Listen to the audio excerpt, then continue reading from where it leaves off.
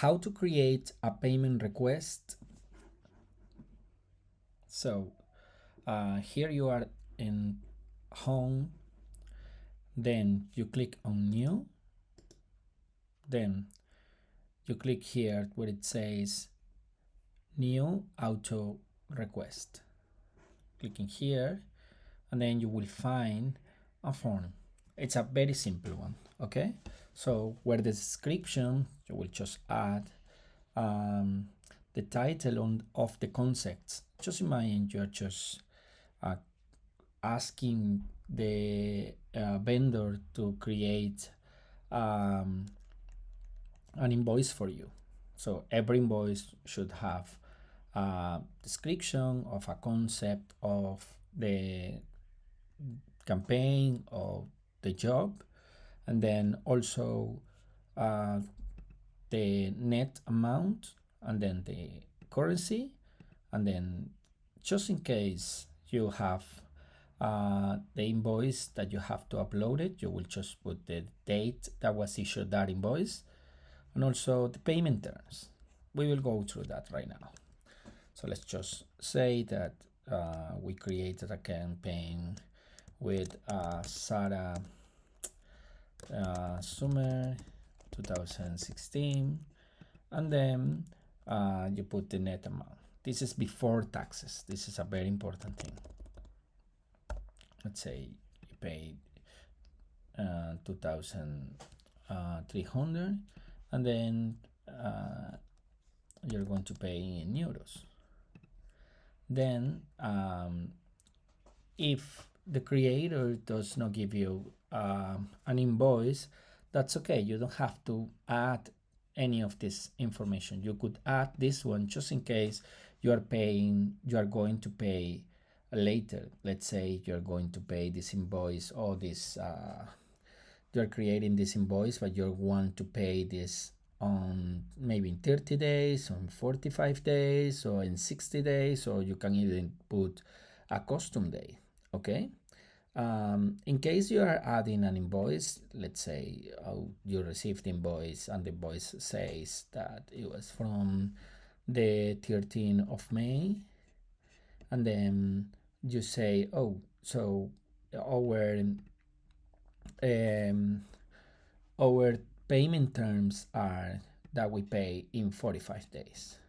You can do it in this way, or you can just not add any information, and the payment request will take the date that you are starting. Let's say that today it is 27th of May of 2016. So it will take the reference from the day that you create the draft, okay? That's in terms of payment terms. When you're going to add the contact information of the creator or the agency or the vendor or affiliates that you're going to put, you have two options here. You have here that is the CRM, that you can use it if you work it with this creator on Zexel Pay before. It will show a list, it will draft it, has a CRM for your vendors. But if it's a new one, you just put the name of the person that has to be issued. We know that sometimes the influencers of the affiliate maybe are managed maybe through another agency, or maybe it could be working through if it's a minor, it would be the parent, or even if it's for them, it would be really good just to ask them to see if they already have a Zexel Pay account.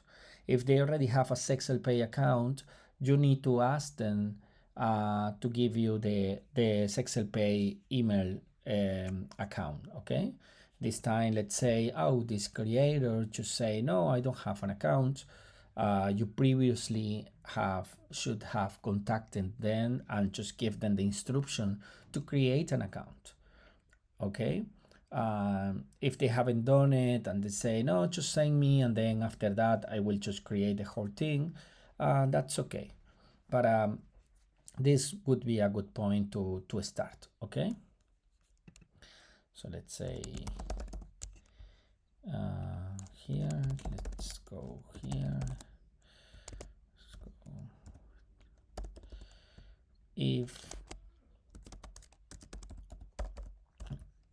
If the creator have an account, and you haven't paid them yet, you still have to put this information. Okay, you have to put it as it is new, because you haven't actually make any connection with this creator. Okay, so then after you have all this basic information, you can create a creator draft. As you can see in here, you would see from the top left, I will try to go from the top to the bottom, left to right. So on the top, you will see basic summary of the title or the description of the campaign, also the date that was issued, also the person who is responsible, which is gonna be like me, of course. The instance of the company would be the name of the person who is creating it, and then in here, as you are in draft, you can edit it, delete, or auto request. What's the meaning of auto request? It means you're confirming that this information it's okay, and you can just move to go to the existing batch or add it or include it into a new batch. In the downside, you could see the information of the status. You can see the review of the information with the mount, and then you could see the creator. You could see the client. It will be appear your information, and here, just in case if you have to upload invoice, you can just add it in here, and then you can just click in here if all the information is correct, and then and that's it. The next thing should be adding this inside of a new batch or an existing batch. I really hope this information can help you going through using better in a better way Zexel Pay, and have a good day.